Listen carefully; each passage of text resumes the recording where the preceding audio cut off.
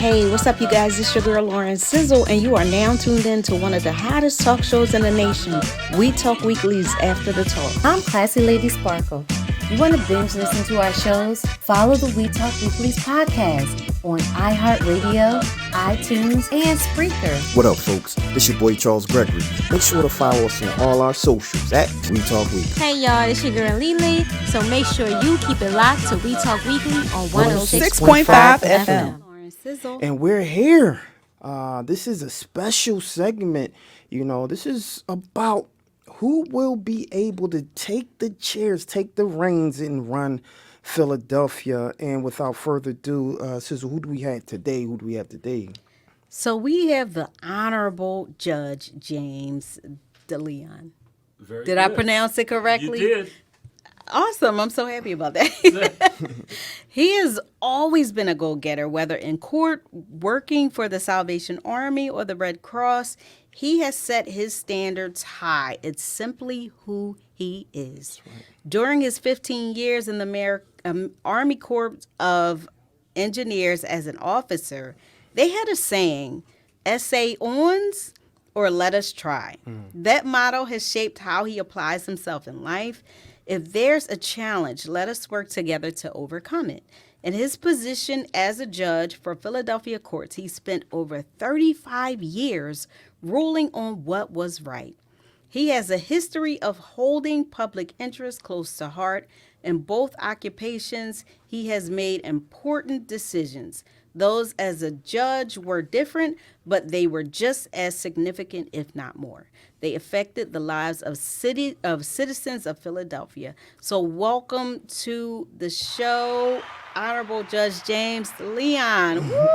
Thank you. And let me just say, he has a resume that we don't have that much time on the show to go over. Like, it's extensive. Yeah. It's extensive. Fantastic, my friend. How are you? I'm fine. I love this studio.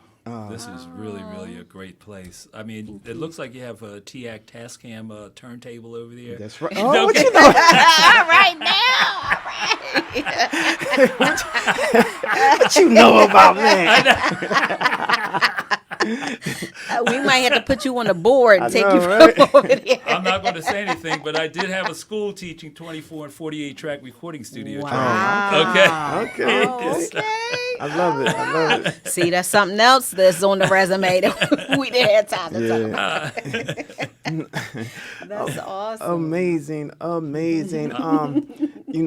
First of all, welcome to the show. Thank you. I'm so proud of you both. Thank you. You know, really, I really am. This is a beautiful show you have going on. Thank you.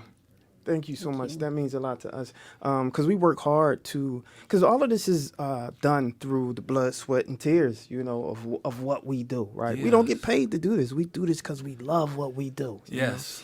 You know? And we feel that, you know, in creating a platform that can amplify the voices of the people, we believe that we're getting paid that way. You know. That's what it's all about, amplifying the voice for the people. That's right. That's right. And to, you know, your credit, that's what you have been doing with a lot of the initiatives that you have been doing, you know. And so kudos to you with that. And I would like to start with some of those that you have been doing. I mean, from violence to from trash, cleaning up the trash. I mean, just community, galvanizing the community to do better, right?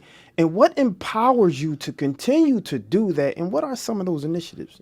Well, it's really hope for the people. Okay. Because I feel that we have to recover our citizens in order to take them out of generational poverty. Okay.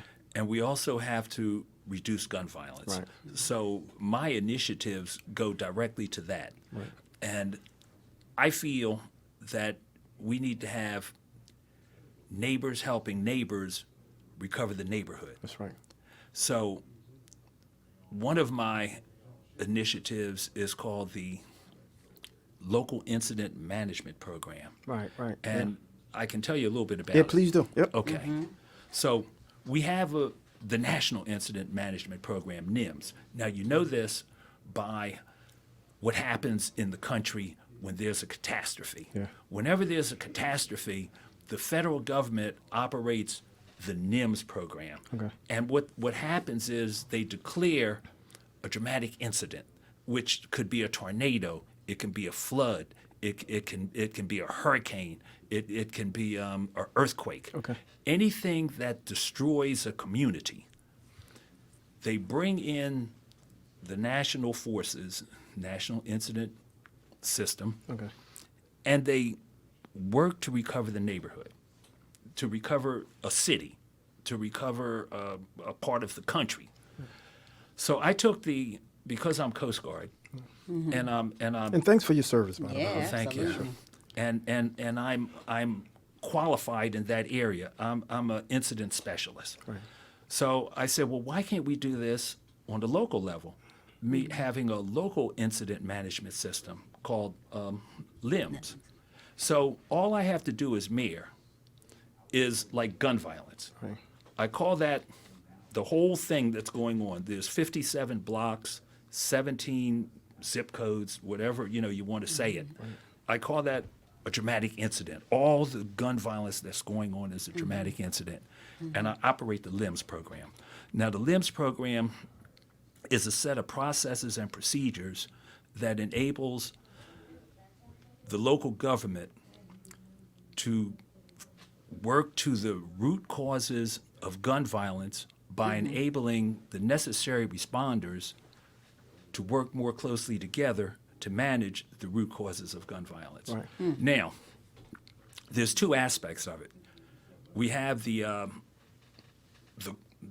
court system, they have to be involved, okay? Because when we arrest a person, now this is a little bit controversial, Okay.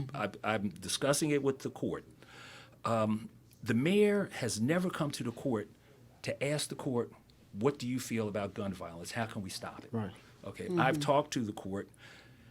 They've told me this. Right. So now, what we have found out is that social media drives a lot of the gun violence. That's what happened with the kids getting shot in Roxborough. That's what happened with the kids being shot twice over in Overbrook.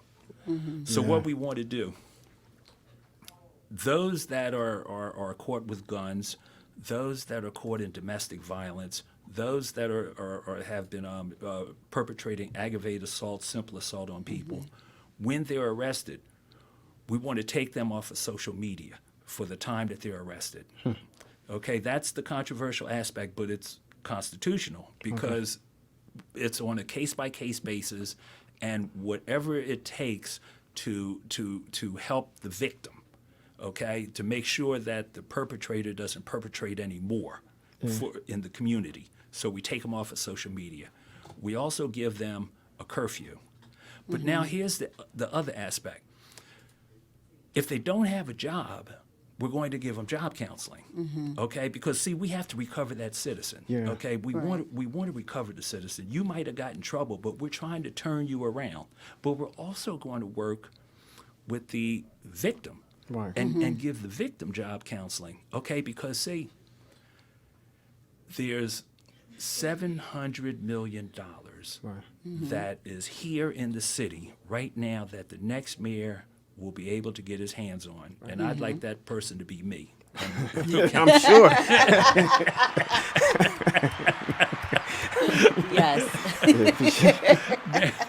Now, that's from the American Rescue Plan. Okay. And it has to be spent by 2025. Okay.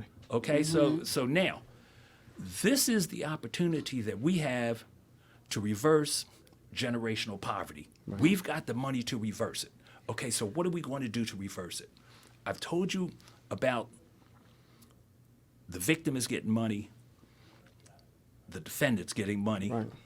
as far as job counseling, mental health, post-traumatic stress. We're signing you up for health care. Now, so that means I can take let's say I take $35 million. Right. And I give some of this money to the district attorney for the victims. I give some of this money to the public defender's office for the defendant, and I give money to the court system who to monitor these people while the defendants anyway while they're on probation or while they're going through pretrial. Right. Okay, then I also give like $20 million to the grassroots people. Okay. The grassroots groups, because those are the ones that know the people that need the help. 100%. 100%. Right. Okay? 100%. And nobody is giving the grassroots people any money. Yeah. Okay? I mean, no, not because if we can work with the grassroots people, the neighbors helping neighbors, they can talk, and they're getting paid to do this. Yeah. Okay? So they can talk to the youth. Similar to when we used to do the for the gangs back in the day, because there's a lot of kids, their parents have been put in jail, so they've now been gathering together as group, and now they're doing things they shouldn't be doing. So we want to be able to turn them around. So that's where we have the mentoring, the counseling, those type of situations in the neighborhood. Right. Neighborhood people. Okay. Now, we also want to do something in the schools. Okay. That LIMS program also goes into the school. The schools that, right now, there are schools that 35% of them in the third grade aren't reading at the level they should be reading at, okay? 100%. 16% are only reading or only at the math level.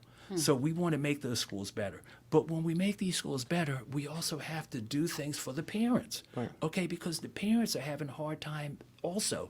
They don't have a job. Yeah. They're suffering from post-traumatic stress disorder. I mean, anytime you're living in a neighborhood where you have shots going on all the time, you need some help, okay? So we're going to take care of the parents at the same time that we're taking care of the school.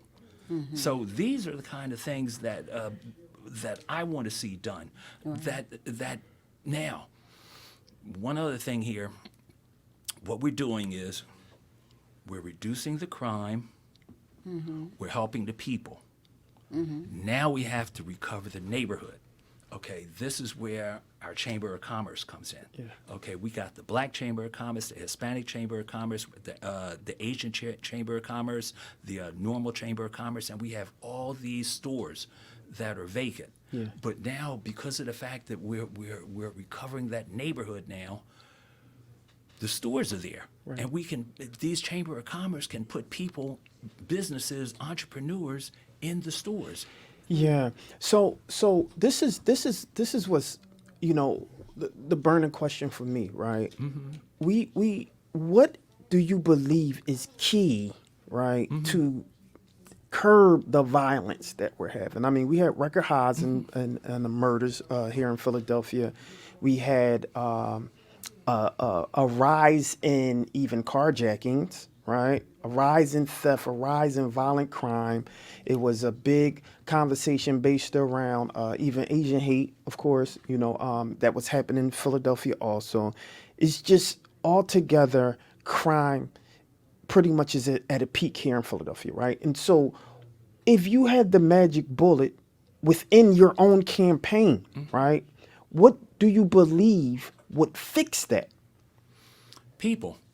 I matter of fact, is I know, okay?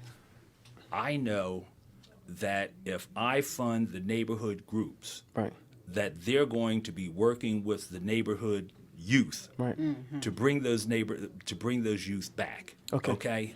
Because like right now, the youth they feel they have no hope. Okay. Now you think about it for a second. If a person's mom or father goes to jail, okay, when they get out of jail, they're not getting nothing. Okay? So the kid feels there's nothing for me neither. Yeah, nothing for me to do. Right. Okay. So I'm going to do what I can do so I can survive. So if I can sell some drugs, if I can do it, let me tell you, this is a little bit that you might not have known about. Okay, if I could get 2,000 pills for performing a hit, okay, at 16 years old, going to do something like that, I'm going to do that, okay, because I'm trying to make it. I got like 2,000 pills. If I know an old head, meaning somebody that's like 30, okay, no, old head. Right now, 30. Okay, right now, but no, that's what it is. Yeah, okay, yes, to okay, somebody that's like 16. 16, yeah. yeah. You're If right. I know You're old right. head, And this guy is getting like 35,000 for a hit. And if I do something for him and he breaks me off like about 2, 3, 4, 5,000, okay, you know, he's my man.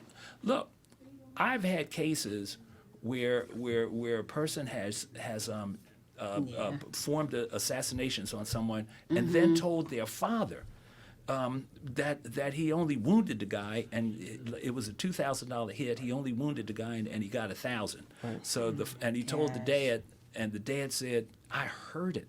The dad said, "Son, you should have been more careful." Okay, I know that's right. Okay. And there was a shootout, and the boy was so hardcore that when the cops came to get ready to get him, he shot himself in the head. Wow. Okay, that's hardcore. That is hardcore. If I was to, so I think one of the things that, you know, when it comes to the community, a lot of what we are interested in is truly what is the you know, the platform that, you know, people who we're calling our leadership, what is the platform that they're running on, right? Without the, you know, politicizing, without, you know, you being too much of a, you know, political figure to run around the questions, right? What is your, and understanding also that is other people who may be listening that's not the academic, right? Can you break down what your platform is for those who may be watching and really want to know, you know, what you're running on? I'm running to reduce gun violence and overturn generational poverty. Okay. That's what I'm running on. Okay, those two aspects. Everything is about that because I feel, I'm optimistic that because of that money, that $700 million that or $1 billion, whichever way you know you want to look at it, that some of that money can be used right now to reverse generational poverty. And that's my plan. That's why I have the LIM system. That's why I'm talking about seeding the neighborhood groups with money, you know, because this is our opportunity. And there's not a single candidate that's talking about, except for me, giving any money to the neighborhood, to the community people. If when you listen, you'll find out. Yeah. Okay? Not a single one is talking about reversing generational poverty. The Republican just got in the race the other day, and I was David O. Yeah, David. Yes. Sure. I couldn't believe it. He said that he wants to build another jail. I missed that. No, because it was the most amazing thing. I was with a group of judges and lawyers at a conference, and it was David, myself, Derek Green, and Maria Quinones Sanchez. And I'm sitting here with David, and David said, and we need another jail. And I put my hand on my face. I said, okay, Jesus Christ, I can't believe this. I'm trying to get people out of jail, okay? I want to recover. I look, if I can lower the amount of, the jail gets $207 million of our budget. Hold on, just real quick. I just want to back up. So David O went on record and said that we need another prison. Yeah. I just can't. I couldn't believe it. Wow. I couldn't believe it. I could not believe it. I shook my head because I couldn't say anything because I got all the judges and lawyers right there. I mean, they all hear it. Yeah. But one thing I had to do is just say like this, Jesus Christ. So because if we can reduce the amount of people we have in jail, it'll give us more money to do other things with. 100%, yeah. Yeah, that's why I have plans on what happens when a person goes to jail, how we can recover them while they're in jail. Okay, because we have to give them hope. Yeah, because if they have hope when they come out of jail and they have hope that they can succeed in life, their child will see that and say, okay, well, yeah, he had a bad or she had a bad run, but they came out and they're succeeding in life. So I can succeed in life as well. You know, those type of things. Yeah, prisons don't. they don't rehabilitate.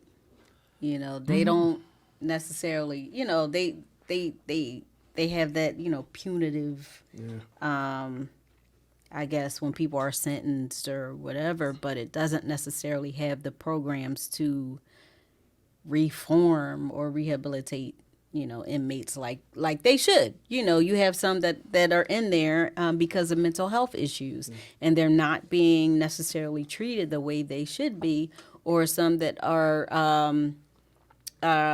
recidivists because they have a drug habit or something like that, and they're not necessarily being treated that way. So I, you know, personally, I don't feel like, you know, building another jail is the answer.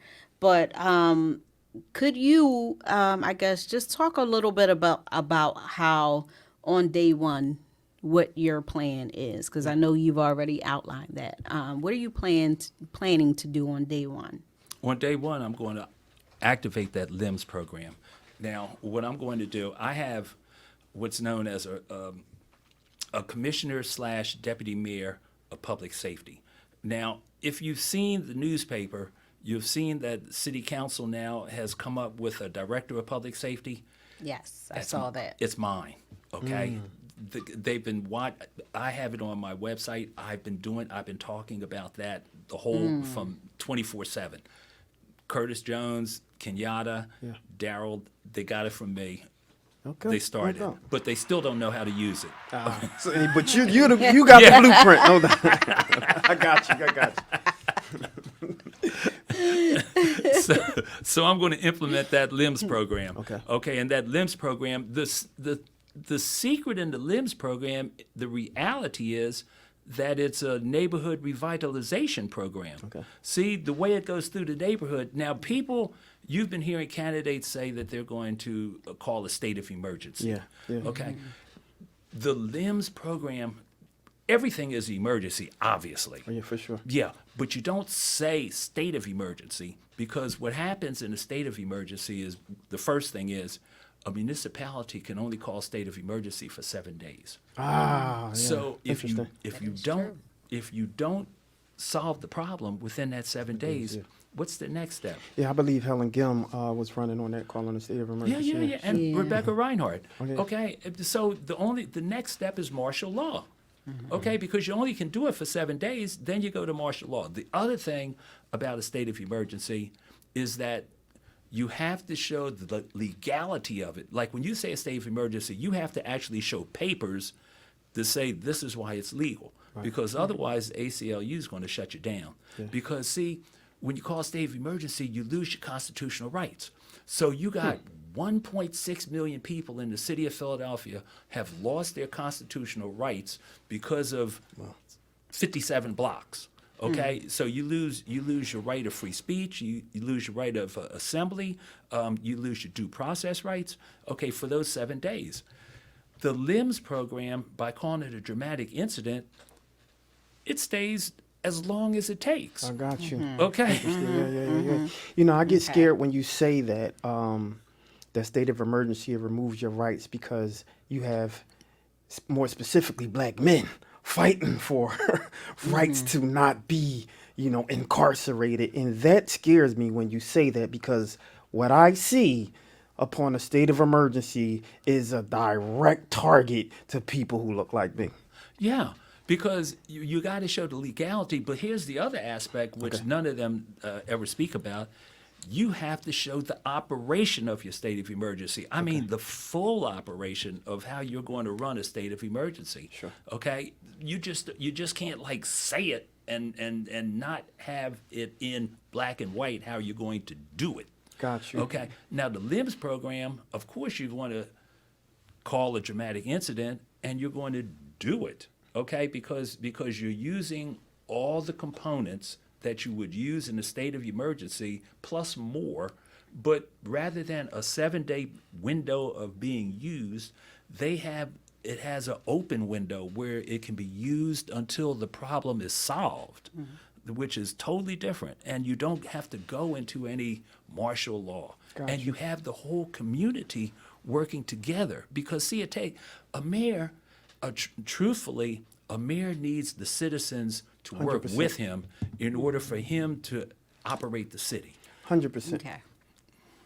100%. Oh, I'm sorry. I didn't mean to cut you off. You were I'm good. sorry. I'm sorry. So, right now, police brutality is like a hot topic, and it's a huge concern, especially with, Black communities. Let's Right. just say that, Black and brown, because they are the ones who are racially profiled. They are the ones where, the police officers are coming into those communities and quote unquote combating crime or what have you. So this week, the Philadelphia Inquirer had reported on two people were exonerated because of a case where there was a former detective it was found out, with the police, the misconduct and, from some homicide cases. So what are your plans, I guess, to dealing with issues of, complaints against police, police brutality, or those issues that may, arise during your tenure as mayor? For example, when we had we're in the post George Floyd era, and you had all the protests that were going on here, and the police. I'm sure you saw it on TV. The police coming out and pepper spraying people and all that, and those complaints against police. How do you plan to handle that as mayor of Philadelphia? So that's a great question, and I know it's a touchy topic. No, it's not touchy. It's a wonderful question because see, what we need to have, we have mistrust. Right. Okay, we have mistrust between the community and we have mistrust between the police. 100%. So what we have to do is put what I call a buffer. Okay, a buffer in between them. Now, my buffer, it's a program that I got from the Netherlands. Another program. You have to have programs. That's from, right. Now, this one's from the Netherlands, and it was Not also, your blueprint this time. No, no, this is not mine. Matter of fact, the reality is that the blueprint was also from Senator, the late Senator Milton Street. Okay, wow. so this is one of his ideas that really should come to light. The buffer would be a neighborhood coach. So what happens is that you have, whenever there's a non-emergency, a non-criminal emergency or a non-criminal event, rather than police coming, the neighborhood coach comes, okay? They're probably like two, but they're trained in mental health, post-traumatic stress, anger management, all the kind of things that would normally be seen in a neighborhood, okay? And they have the power that when they come on the scene, like, we had a couple of situations where people that were going through a mental health situation, crisis, they might have had a knife in their hand, but they're like 50 yards away from anybody, okay? But they have a knife in their hand. So when the police see this, they put bullets in them. That's right. So now you got the neighborhood buffer. He or she is on the scene. They have the power that if a cop shows up, they tell him, hey, you got to stand down. I have this. This is ours, okay? Because they've been trained in this, and they know what to do. There was on right at 15th and Market Street a month ago, a guy got out of a car and got on top of it and started shooting a gun. He didn't. I remember that. I remember that. He didn't shoot at anybody, but he started shooting a gun. And a sheriff would happen to be there and actually talked the guy down and took the guy's gun and put him into custody.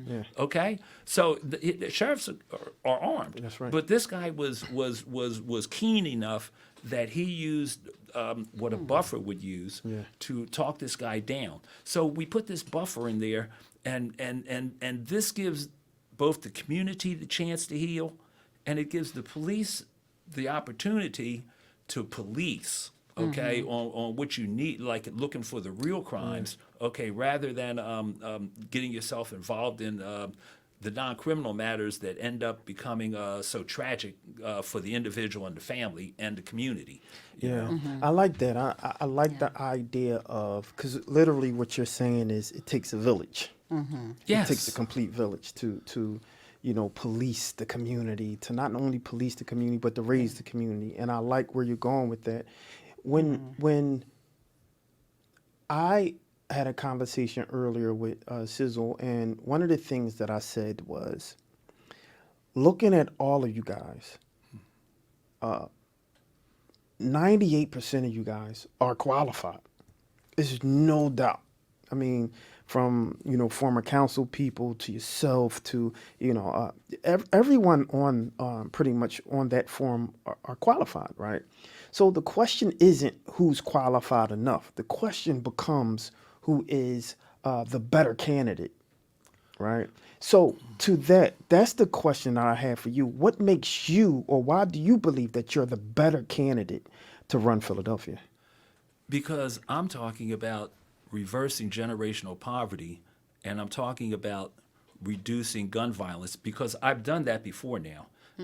In between 1997 to 2004, I was the supervising judge of the municipal court. And I led the initiatives during that period of time where we reduced gun violence from 400 a year, homicides, from 400 a year to the whole time that I was the supervising judge, 250 a year. And then after I was not supervising judge any longer, it went back up to 400, and now it's at 500. So I've done this before. Now, any life that we lose is a life too much to lose. And I'm tired of seeing lives lost. But I also know that one of the ways to stop lives being lost is to converse, have conversation, to send people in to the neighborhoods, the neighborhood groups, to get these youth together so that we can calm them down and give them hope. See, because like I'm trying to say, I'm the only individual that's in this race that's pointing out that we have $700 million, that we can take money from that $700 million and start reversing generational poverty. Nobody is talking that, and it's the most amazing thing. We're talking about people on city council. We're talking about, it doesn't make any difference. You got to listen to them. You, as the intelligent voter, what do you want? You know that there's certain people that when you put in office, you're going to have the exact same problems. Right. Okay? You know that right from the get-go. Right. Okay? Now, those that were on city council, I'm not going to say anything negative because I like them, but you were on city council and we were having all these problems. Yeah. Okay? You keep on putting it on the mayor, that the mayor's is, that is the mayor. Well, how come you didn't camp out at this man's door? Yeah. I mean, what is going on? It's That's a good interesting. question. Yeah, it's a good question, and it's interesting that you say that because Jeff Brown today mentioned something similar to that. Which some of city council members took offense to it. Yeah. But I guess that is a legitimate question that you guys were in office. The city is still in disarray. What were you guys doing? And now you feel like you can do better by running as mayor. So if Jeff Brown was to propose that question to you, what, or kind of like that sentiment to you, what would you tell Jeff Brown? Jeff, you're not trying to reverse generational poverty. Okay, that's the problem with Jeff. Okay, see, you look, this is the situation. We're at a crossroads right now. Right. We know that Philadelphia is the poorest large city in the United States. Yes. Now, I'm telling you that we have $70 million for the American Rescue Plan. Okay. So why are we not using this money to rescue us? Sound too much like right. Okay. Wow. That's what I'm saying. Gotcha. We have to reverse generational poverty. This is the time we can do it because we have the money that's there. All we have to do is use the money on the people. They're putting money on cameras, okay? Cameras are reactive. Right. I'm talking about proactive. Got you. Okay? You know, the people, you have to have faith and trust in the people because it's the people that you're trying to save anyway. So if you don't do anything about generational poverty, then you're going to have more generational poverty. 100%, 100%. You're listening to WPPMLP Philadelphia 106.5 FM. We Talk Weeklies After the Talk with your boy Charles Gregory and beautiful Lauren Sizzle. I have a couple more questions. I'm sorry we have so many questions, and what we try to do here at We Talk Weekly are try to ask them in a way that, a full community can understand, right?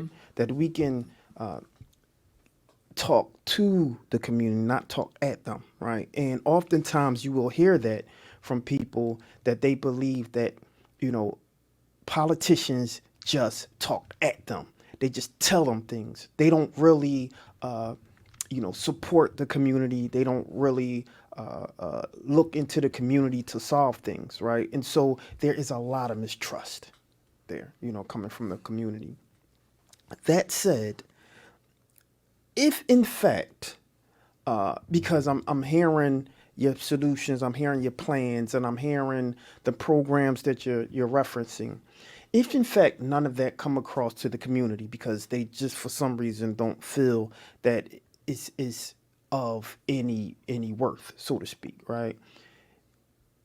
Today, in the forum, someone you were very adamant when somebody when the question was asked, if you don't win, if you are not selected as the candidate, will you support other candidates? And you were very vocal. I want to play this. I want you to tell me what you thought. See, you have to be very careful with that question in this respect. If you have a person that looks like they're going to be elected, but that person's background, that person's platform is not going to help you, black or brown people here in Philadelphia, but that person still is getting ready to become the mayor, then you need to continue having a voice in the race, voicing for you. There's no dropping out if the person that looks like they're going to get elected is not going to serve you. Somebody has to continue speaking for you all the way through. So that's the reason why that question is not the question at this moment. So let's watch and see how this election turns out. Because you, the people, deserve representation because we have to overturn this poverty. And if they're not going to try to overturn poverty, then somebody has to stay in the race and continue talking about it. Maria. Now, that right there. I like that. He says you like that one. Yeah. And the irony with that, I could tell that ruffled your feathers because that was the first time you stood up in the whole panel. You stood up and said, I have something to say. You could see the passion. Yeah, definitely see you the could passion. see the passion. Yeah, absolutely. So what got you so roused up, I guess animated when it came to answering that question? Why would you still feel the need to continue the fight even if someone else was, I guess, nominated as the candidate? Because I'm not a politician, number one. Fantastic. Okay.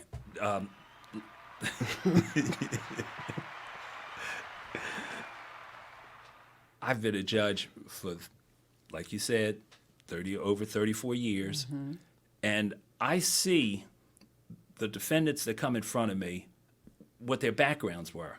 So I see that it was third grade education, sixth grade education. When they had a white collar crime, they graduated from Roman. Yeah, Roman Catholic. Yeah. Shout out to Roman. Yeah. On the white collar crime side, for but sure. on the other sides, you had like defendants. And I remember I used to give defendants schooling. I'd say, okay, for part of probation, you have to go to school. And then the public defenders, they came. They said, Judge, can I talk to you for a second? I said, sure. Yeah, what's up? They said, look, when you give like schooling to the person as part of their probation, then if the person doesn't get the schooling, it's a violation of probation and they'll put them in jail. So I said, oh, man. I said, gee, okay, you're right on that. So, so then I changed it around. I said, and I'm going to give you schooling. It's not part of your probation. I'm also giving you job counseling. It's not part of your probation, but I'm going to give it to you. And if you go that way, then, maybe you can help yourself, because everybody I give job counseling to for the whole 34 years. And that's a way that you stop poverty, that you give a person the opportunity to get him or herself out of poverty. So what I'm looking at in the candidates, because I'm there and I'm hearing these candidates talk, okay? So, and I know that none of what they're saying is beneficial to our community as a whole, okay? That they're when you've got people that stand up and say that they're for building a stadium in Chinatown, okay? But so how can you be for building stadium in Chinatown where that they're going to destroy that community, but you're against them destroying your community? Yeah, true. You have to be against the community being destroyed, no matter who is living in there. Okay. 100%. Yeah. So Equity. Yeah. Like I fight that situation as a lawyer. There's a group called there's an act called the 135 Act 135, where these people just go all around Philadelphia. They basically buy houses for like $45,000 and then sell them for $300,000. Okay, and they put the people out. And they're supposed to be a community development corporation, but they don't develop they don't. What PHDC? If you have a house and your wall might be crumbling, need a little work, PHDC, well, if they knew about it and you knew about them, you could get money to fix your house. Okay? But if these guys see it, the Community Development Corporation, who's supposed to be telling you to go over there to PHDC and get it, they don't do that. They say, hey, your house is falling down. I'm going into court. I'm taking that house. It's going to be in receivership. And we'll make a deal. Okay, here's $45,000. You can get on out of here. And now I'm going to sell this house for $300,000. And they're going all over the city doing this. I mean, it's the most. And I fight them. I've been to court with them, and I've won cases. So I know this is the thing that we're having problems with in the city. This is what's leading to putting poor people out. Got you. You got any more? I got two more questions, and geez, this time flies. And I want to make sure. You can go Okay, ahead. all right. I'm still kind of messed up because I we know. were talking about gentrification, and that's always the issue in the Black community, and it's just. Just thinking about the families and the people that have been put out of their homes. It's just. Yeah, let me tell you. See, look at it like this. The stadium is put up where the gallery is, right? Okay, so let's say you put a stadium up there. Okay, you got Little Arch Street, and you have Little Race Street. Right. So what's that mean? We know what the stadiums look like down to South Philly, okay? Right. You know how wide those roads are. That's what you have to do here. You have to expand the roadway so that people have the means to get to the stadium. Yeah, it's going to be nuts downtown. Jeez, That's what takes out Chinatown. Yeah, I got the you. road expansion. Got you. Interesting. I don't think people thought about that. What they are talking about, just in defense of why they want to put the stadium there, a lot of people are saying that it's going to create jobs, right? Yeah. So I get that, but I also believe that creating jobs may displace an entire community, right? Yeah. And so if we are talking about diversity, equity, and inclusion, we have to think of it with the diverse communities that we're in. So I 100% get And that. we can do things there. We can do other things there. Okay, we have a Chamber of Commerce. We have a city planners.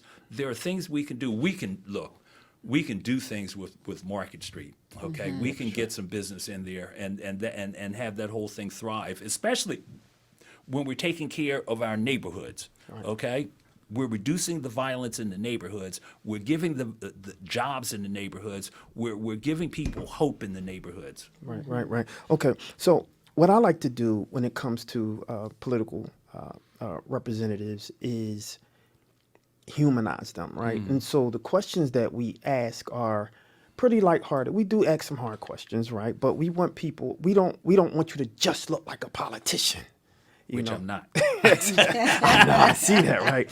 And so that said, right, I want good one, right? And so that said, I want you to think of the one thing, and this is a question that I usually ask to all of our guests. I want to know one thing that no one else knows about you, that you can think hard. I mean, even from your childhood, no one else knows about you that you can tell us today. Well, I'm a lifeguard. Oh, you know how to swim? Well, not just that. I save lives. I just saved a life like about 6 months ago. I had to go into water and pull a kid out. Wow. Yeah, and when you go into water, you don't know if you're going to come out. But you're not going to come out unless you have the person you went in for. So it's either you're coming out with the person you went in for, or neither of you are coming out. Wow. Jeez, that was... Yes. Wow, that was deep. That one was deep right there. Yeah. Saving lives, candidate who's saving lives, which is a great thing. So last but not least, right, I want you to look at our audience and let them know why they should vote for you. Like, this is a plea. I hate to use the word plea to the community, but this is, outreach to the community to say, this is who I am and this is why you should vote for me. Well, it's really pretty simple, because it's basically what I've been saying all along. I have the plan to reduce gun violence and crime and reverse generational poverty. That's the reason why you should vote for me. I'm the only candidate that is thinking about you. There you have it, ladies. There you have it, ladies and gentlemen. Look, this was an absolute pleasure. This interview was an absolute pleasure. I just want to thank you for coming to the show. I think it's important for people to hear, from the leadership, hear from people who may essentially be in a role to represent the entire community. And I think, in listening to you, I think you have that in your heart, and I wish you the best, and I guess the best will survive, right, so to speak.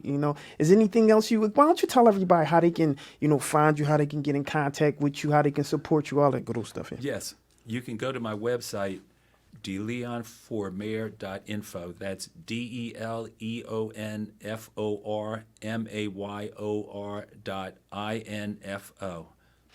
Wow, there you go, ladies and gentlemen. So, wow, what a dynamic interview. Pleasantly surprised. I didn't know how this one would go. You are first.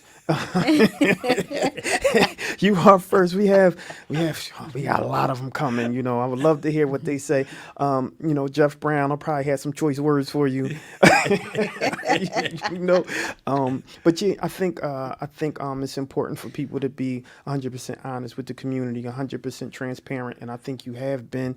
And so, salute to you. And we want people to continue to support the community, and continue to, do what's best and do the right thing, even against the odds. Real quick though, I want who came out and endorsed or supported you? Would you like to acknowledge them?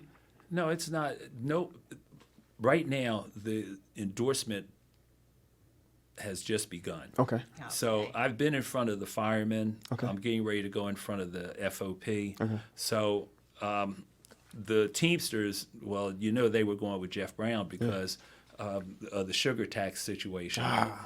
Because, with Johnny Dock, there was a whole thing. He wanted the sugar tax because the Teamsters were the ones that drive the soda in the town. So by having the sugar tax, that meant that they wouldn't be able to drive the the soda trucks in.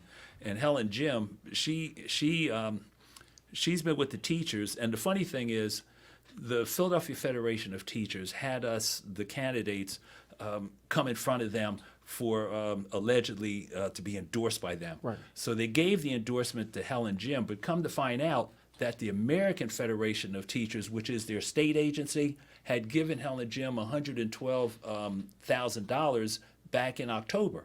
So there was no transparency, you know, and it was very interesting. And then for Jeff Brown, Local 33, they never brought in any candidates. They just gave the endorsement to Jeff because he's got, you know, the people working.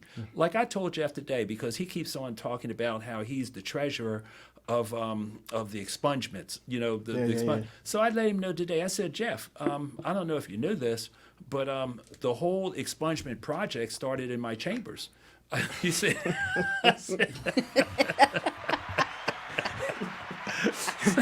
I got the blueprint to this. He said, oh, yeah, okay, I didn't know that. I said, yeah. Now you do. Yeah. Okay. Oh, fantastic. So, service to the people. There you go. Okay, that's what it's all about. My whole life has been service to the people. As a Boy Scout, as a officer in the United States Army, as a judge on the municipal court, as a officer in the Coast Guard Auxiliary, it's always service to the people. Yeah, there you go. Service That's to the why I people. said we don't have time for his resume, but you definitely need to go to his website. Yeah. Absolutely, because you can see, man, you know, it's just a testament of your life and how you dedicated your life to the community, and your life has been of service. Yeah. So it just speaks volumes I appreciate to that. you and your character. So Yes, absolutely. yeah. Let's go Temple. Oh, see, and you're a Kappa, right? Yeah. See? Oh, okay. Did you know that? Oh! TU. It's this is TU right Okay. I knew I liked you for a reason, right? Yeah. We all make mistakes, know. though. You I know. See, that was your first No, mistake. I'm HU. I'm Howard. Okay. Shout out to Divine 9 out there. Shout out to Yeah, Divine 9.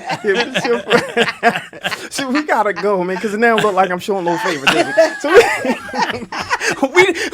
we talk weekly didn't endorse anybody yet. You know, it's like-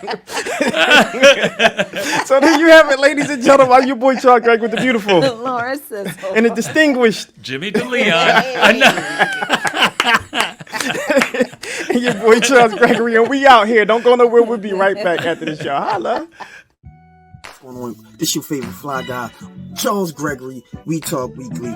Listen, everyone always asks me, they inbox me, email me, all types of things.